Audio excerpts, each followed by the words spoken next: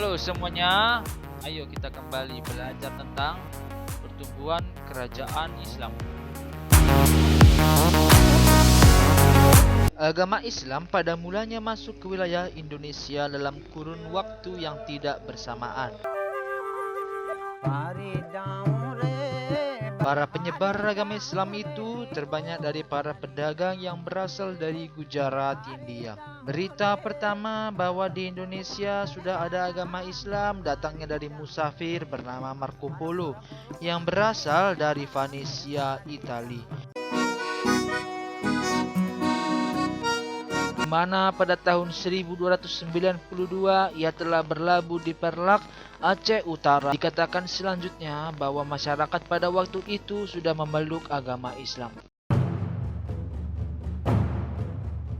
Pelayaran dan perdagangan.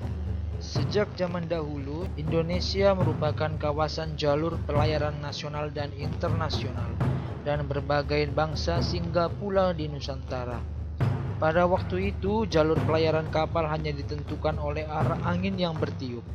Bangsa lain yang ingin berlayar ke Indonesia harus mempelajari arah angin yang bertiup sepanjang tahun. Di Indonesia bertiup angin musim atau disebut dengan angin muson. Sifat angin musim di Indonesia memiliki ciri-ciri khas di daerah Khatulistiwa. Dengan mengingat hukum Bais Balot, angin musim berganti arah tiap 6 bulan sekali.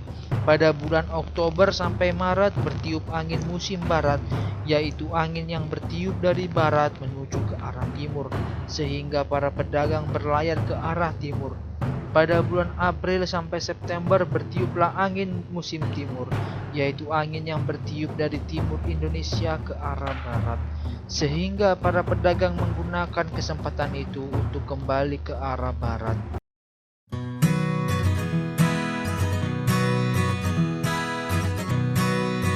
Sambil menunggu datangnya perubahan arah angin itulah para pedagang yang dari luar Indonesia untuk sementara harus menetap di Indonesia, terutama di kota-kota bandar. Mereka membentuk perkampungan sendiri seperti perkampungan Arab, perkampungan Cina, dan lain-lain. Para pedagang dari Gujarat umumnya beragama Islam. Sambil menunggu perubahan arah angin, ia bergaul erat dengan penduduk setempat. Bahkan ada pula yang kawin dengan penduduk setempat.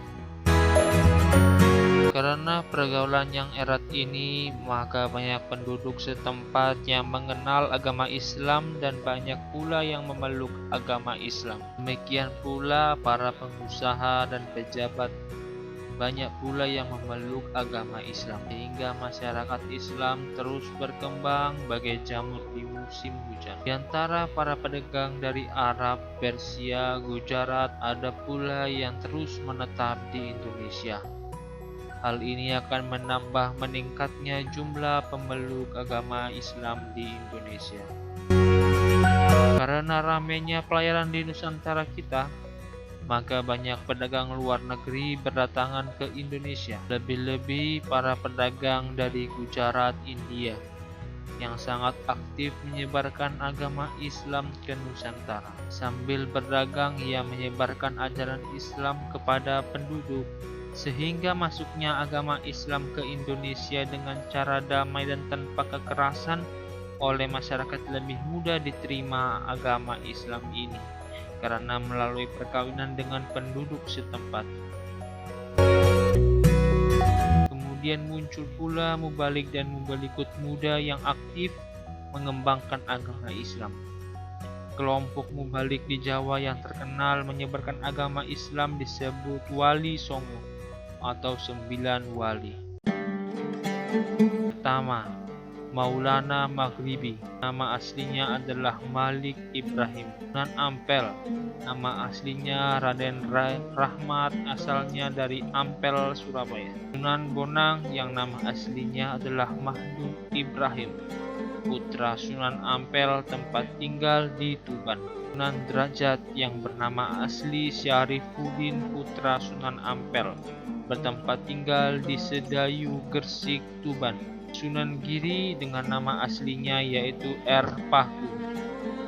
Sunan Kalijaga nama aslinya adalah Joko Said, tempat tinggal di Kadilangu, Demak. Ketujuh adalah Sunan Kudus, dengan nama aslinya adalah Ja'far Shodiq, bertempat tinggal di Kudus. Sunan Muria yang nama aslinya adalah R. Umar Said, putra Sunan Kalijaga, dan makam Sunan Muria berada di Gunung Muria. Sunan Gunung Jati dengan nama aslinya Syarif Hidayatullah atau Fatahillah yang bertempat tinggal di Cirebon.